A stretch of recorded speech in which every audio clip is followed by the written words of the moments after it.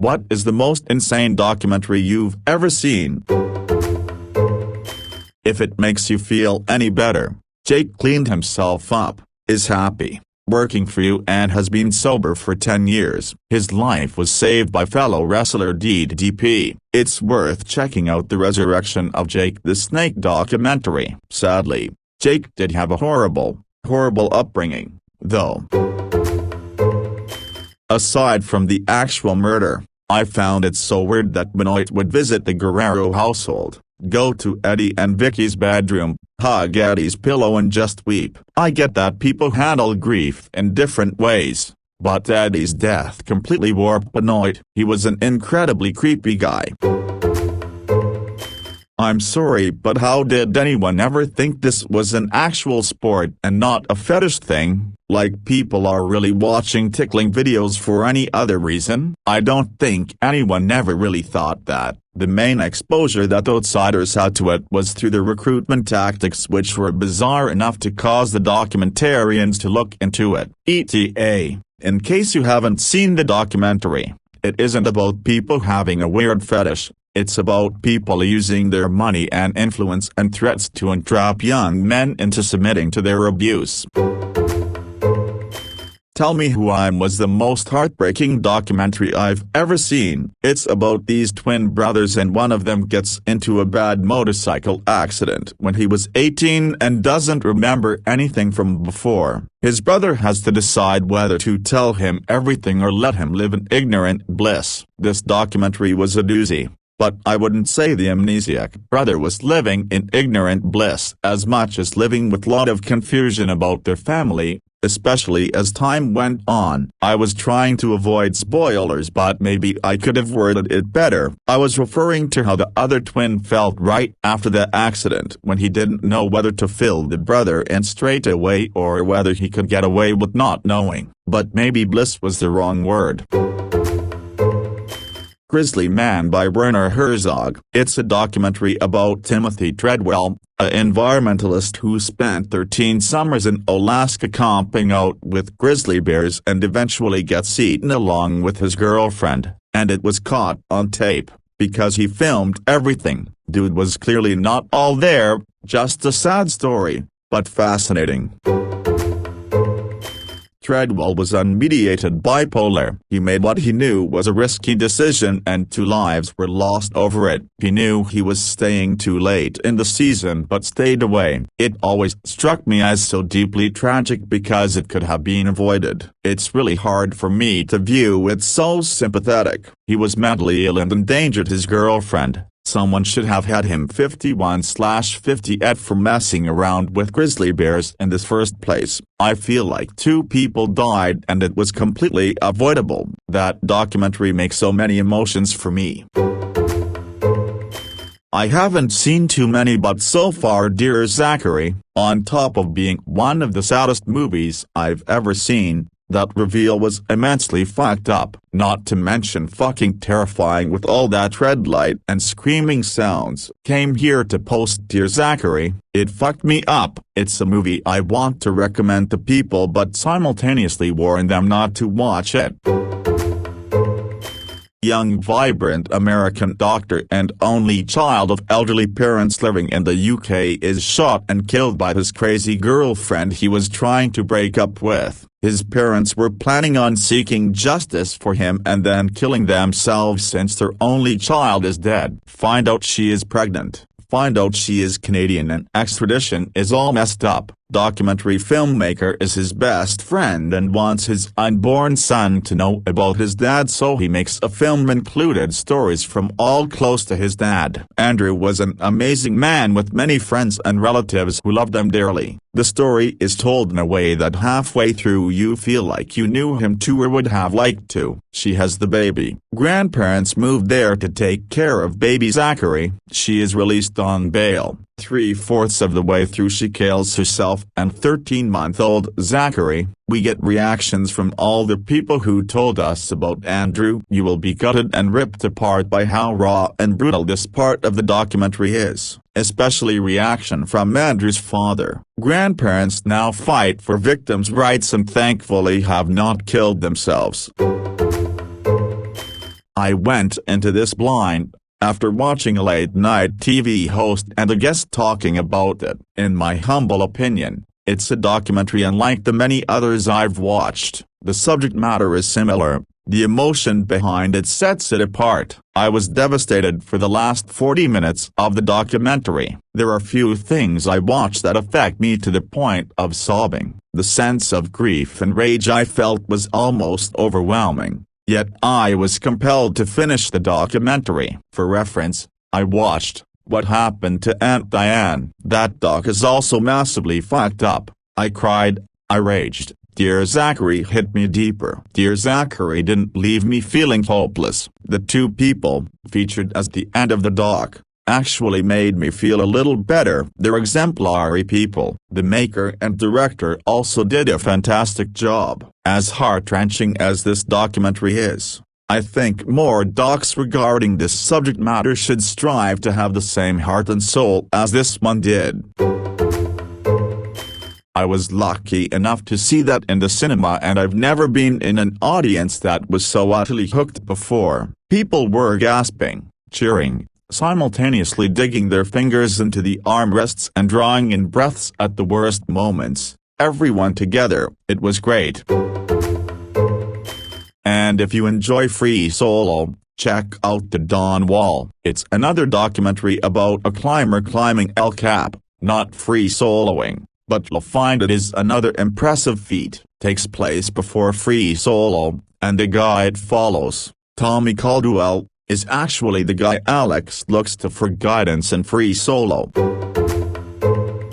After watching that documentary, my coworker and I always used to play out that conversation on each other randomly on the way to lunch. So my wife has been a little more ball and chain lately. You think you could help me out? Hope for. Have you ever gone to help a friend out? And so on. We were fascinated on how the real conversation went. How in the world did he get that guy to jerk him off? It was such a mystery. And how was it after he finished? There's some napkins in the glove box. You mind grabbing them for me? So many questions.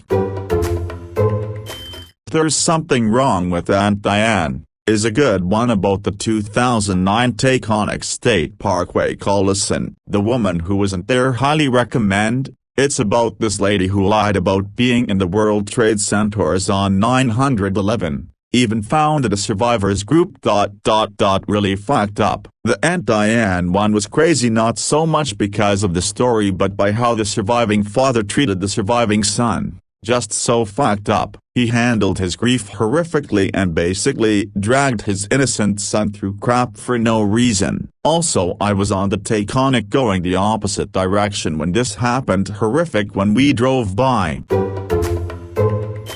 Imposter. It's the story of this kid who went missing when he was 12 or 13 and then reappeared something like 10 years later. It documents him getting back to and reuniting with his family. But get this, it wasn't the actual missing kid, but instead a French scam artist who did this shit serially. Now what makes the doc crazy is the story is told with interviews from the family and the fucking scam artist. He obviously a sociopath, so he just calmly explains his motives and justifications for getting this poor family's hopes up.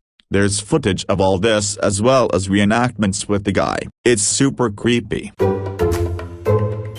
Selling Sex by Louis Theroux wasn't exactly insane, but it was heartbreaking and has stuck with me. One girl said she had a good relationship with her pimp. He was cool and he respected her. I think she even said he loved her. They were pictured at one point walking down the street like a loving couple. During an interview with her, she found she had lost her night's money and became almost hysterical with fear of the extremely severe beating she was going to get from him. Another had to work all night and then was driven somewhere else to work all day. She was allowed 2 hours in between, during which she could choose between eating and sleeping. So many vulnerable girls preyed on and tricked into prostitution by psychological and emotional manipulation and kept there by violence. Many said their pimp loved, respected and took care of them. He must do because he bought her haircuts, nails and tans, obviously making the merchandise more sellable. They had a pimp's ball where all the local pimps showed off their girls by parading them single file, and they weren't allowed to look up, like a slave market. Stopped for fuel in Wynwood once several years ago, literally down the road from Tiger King. The pump wouldn't shut off and it overflowed all over the side of the car and pooled on the concrete. No emergency shut off, so I ran into the convenience store to get a clerk. He walked out to investigate with a cigarette in his hand. We survived. Only the Dead is a documentary about Iraq, produced by an Australian journalist during the war. He got an inside look at the insurgency, the jihadists, and how Iraq became a nightmare over time. Some of the footage is incredibly graphic. Another was called Brian on the Boulevard, which was a documentary about a male prostitute in Los Angeles whilst also being addicted to drugs. It was so honest and so haunting to see. I don't recommend either if you want to feel good about humanity, but if you are fascinated by such grim facts of life, they are indeed insane and unbelievable to watch. I saw the documentary An Open Secret by Amy Berg. It horrified me. It told the truth about pedophiles in Hollywood, including Mark Collins' rector and ex-Men director Bryan Singer. The film had a limited festival release in 2014, but not many people saw it because of Hollywood mafia. As a father of 2 young daughters, I got to the part where he described loading the dead mother in the cab of the truck with the 2 daughters and was 100% donezo. I didn't even get to the most disturbing part of what he did to the girls. That too deserves an extra special place in the eternal abyss. The worst part is he could have just left, just straight up move in with the other woman and called it that. Operation Odessa. It's a documentary about this group of guys who managed to obtain and sell military equipment from the collapsed USSR to Cuba from Florida, among other things. It's fascinating and hilarious, but also shockingly all true. The name actually comes from the name of the D operation that brought them down. One of them managed to get away, but they secured an interview with him in an undisclosed location on the documentary. Supersize Me. I know documentaries are full of misrepresented truth for a good story, but that one is so blatant it's basically watching one long string of lies, and watching it knowing what they're doing is insane. Insane that he was considered a legitimate information source trying to solve something. A guy eats nothing but McDonald's food for a month. If the employee asks if he would like it supersized, he has to say yes every time. They've since done away with it, but you would get larger amounts for not much more money if your meal was supersized. He was under a doctor's care throughout, and they documented his weight gain and other negative effects on his body. I remember that being showed in schools. At the time I just thought eating McDonald's every day would be unhealthy. As a more fit older guy, you eat a fuckload of calories a day and pick the most calorie-dense meals on the menu with desserts included. You're gonna gain weight. Shit don't matter if it's from McDonald's either. The documentary treated it as if McDonald's wants to fatten us up for slaughter. Reality is it's just a movie of a guy who has no idea how to portion control. Anyone would get fat on a surplus.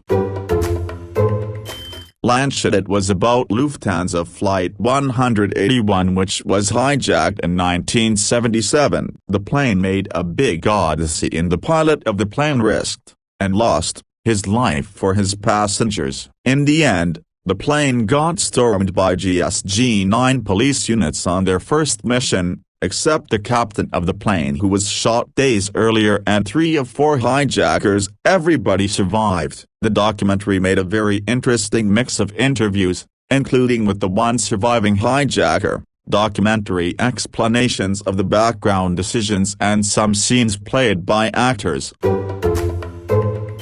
Class Action Park. It's about this old amusement park in New Jersey called Action Park that had an insane number of injuries. Former employees and guests talk about each ride and what made it fun and unsafe. There are animations of people getting hurt, so those parts aren't too hard to watch. It also includes interviews about the specific fatalities, so I do want to make that clear as a trigger warning. But mostly it's a fascinating look at how kids grew up in the 80s and 90s and whether that was the best thing. There's a lot of nostalgia, but I don't think anyone wants their kid to be the one who's fatally electrocuted on a kayak ride.